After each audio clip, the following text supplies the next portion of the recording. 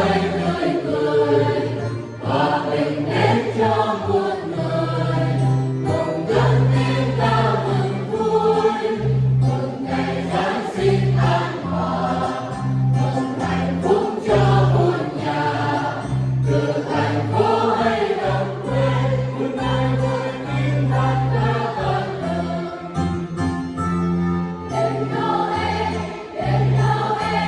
ta hãy cùng vui lên.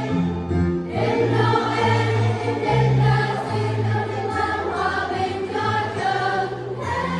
Đến Noel, Chúa vang lên, Chúa giáo đường vang lên. Đến Noel, vui lên Noel, ta hãy chúc nhau cầu